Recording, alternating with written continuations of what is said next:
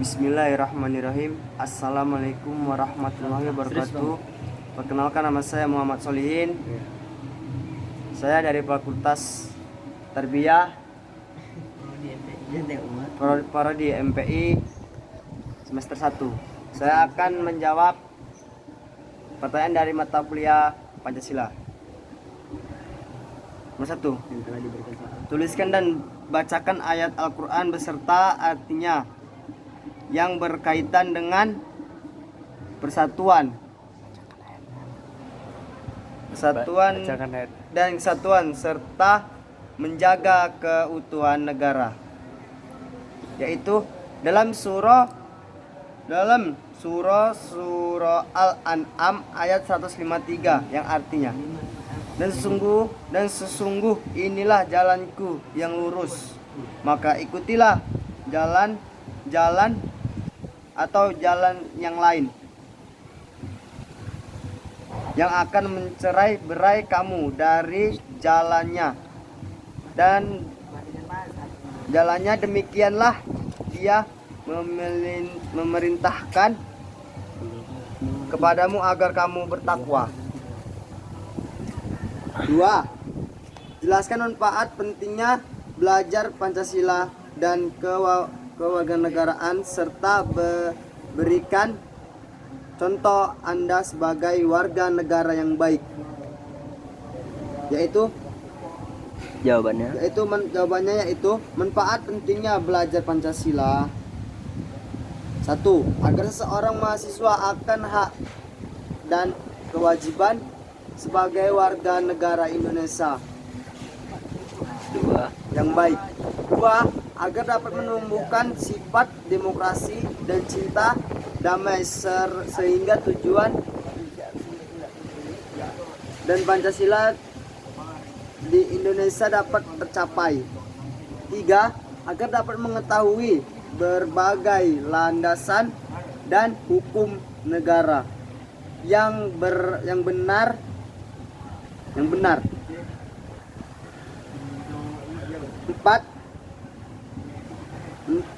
Agar dapat memberi motivasi pada negara supaya memiliki sifat rasionalisme dan politisme yang tinggi. 5. Agar memiliki kesadaran dalam usaha bela negara. Contoh sebagai warga negara yang baik. Taat beragama. 2. Saling menjalani silaturahmi. 3. Meningkatkan rasa nasionalisme. 4. Tidak melakukan tindakan anarkis. 5. Menuntut ilmu sebanyak mungkin. Menjadi masyarakat yang selalu taat kepada Allah Subhanahu wa taala. 7.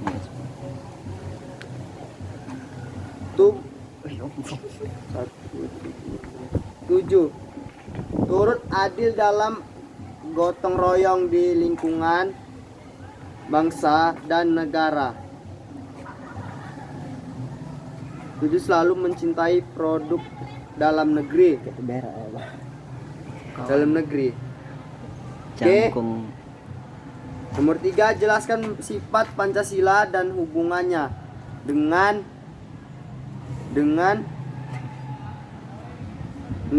agama.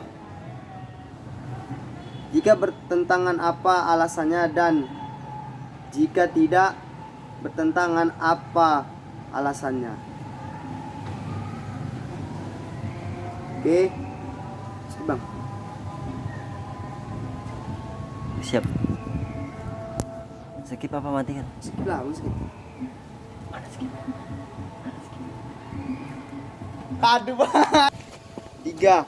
Yaitu Pancasila dengan agama itu tidak bertentangan, sebab dalam sila Pancasila saling berkaitan dengan keagamaan, seperti misalnya 1. Dalam sila pertama yaitu ketuhanan yang Maha Esa. Dalam sila tersebut agama mengajarkan kepada pemeluknya untuk senantiasa selalu mengingat Allah Subhanahu wa taala dan selalu meyakini bahwa Allah itu. Dalam sila tersebut kita saling tolong menolong serta saling menghargai orang lain, baik itu pendapatnya ataupun yang lainnya. 3. Dalam sila ketiga yaitu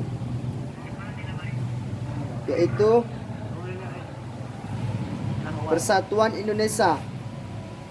Dalam sila tersebut kita sebagai warga negara diajarkan untuk selalu mencintai tanah air kita dan menjaga silaturahmi yang baik pula. 4. Dalam sila keempat yaitu kerakyatan yang dipimpin oleh hikmat kebiasaan dalam kerakyatan yang dipimpin oleh hikmat kebijaksanaan dalam permusyawaratan dan perwakilan.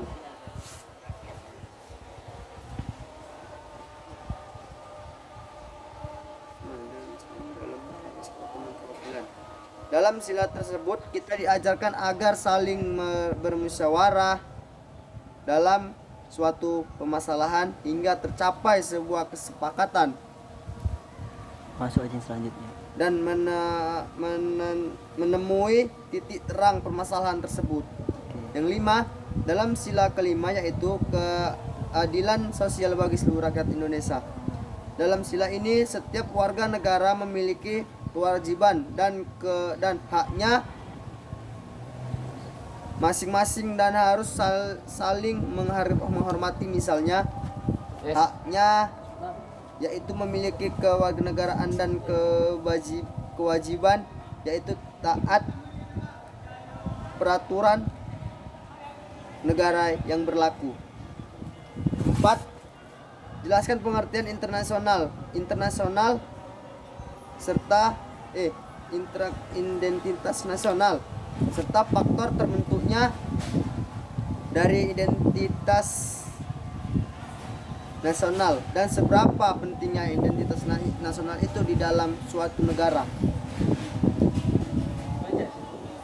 Jawabannya yaitu identitas nasional ini merupakan suatu penanda ataupun jati diri suatu bangsa yang dapat membedakan dengan bangsa lain karena ciri khas suatu bangsa terletak pada konsep bangsa itu sendiri. Faktor yang meliputi identitas nasional itu dalam suatu negara dapat berupa agama, kebudayaan, suku, bangsa dan faktor pembentuk lainnya. Dan seberapa penting sih identitas nasional itu? Seberapa penting sih identitas nasional itu?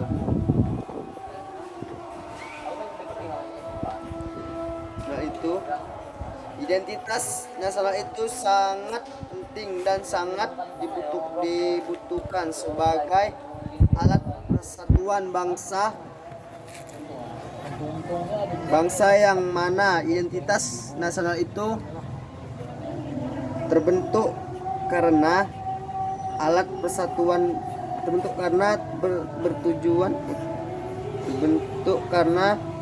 sebagai alat persatuan bangsa yang mana identitas nasional itu bertujuan sebagai alat bangsa lain dan ciri khas dari suatu bangsa tersebut. 5. Jelaskan konsep warga negara menurut Undang-Undang Dasar 1945 dan capai memperoleh kewenangan menurut Undang-Undang Nomor 12.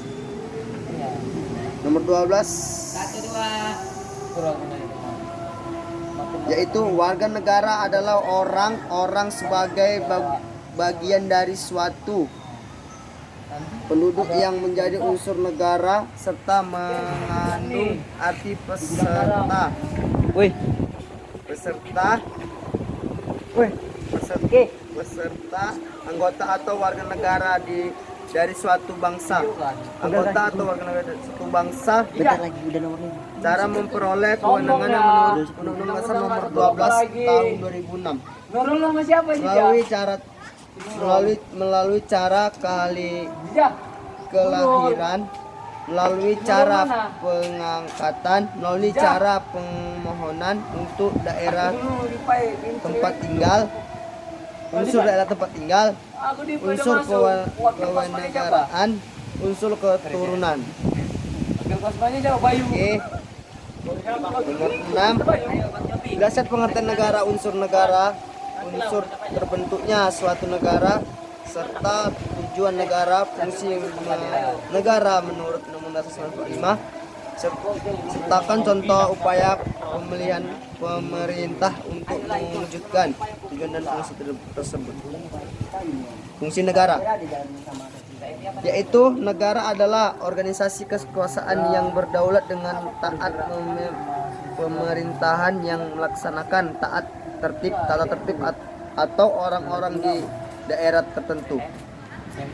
Unsur negara, wilayah penduduk, pemerintah, kedaulatan. Unsur terbentuknya suatu negara adalah dua unsur. Yang pertama, ada dua unsur. Yang pertama, unsur konstitutif. Terbentuknya negara adalah unsur yang mutlak, harus, dan pada saat negara didirikan, rakyat, wilayah, dan pemerintahan yang berdaulat. Unsur deklaratif adalah unsur yang tidak mutlak. Unsur tidak mutlak ada pada suatu saat negara berdiri, tetapi unsur ini boleh dipenuhi. Atau dipenuhi setelah negara berdiri. Tujuan negara Indonesia telah tertera jelas dalam pembukuan Undang-Undang Dasar 1945 alinea keempat, melindungi segenap bangsa Indonesia dan seluruh tumpah darah Indonesia. Mungkin sampai sinilah video saya. Saya mohon maaf sebelumnya karena terlambat mengumpulkan tugas dan video dikarenakan HP saya lagi ada masalah. Mungkin sampai sinilah video saya berikan. Kurang lebih saya mohon maaf. Saya awali dengan wabillahi taufiq wal hidayah. Assalamualaikum warahmatullahi wabarakatuh.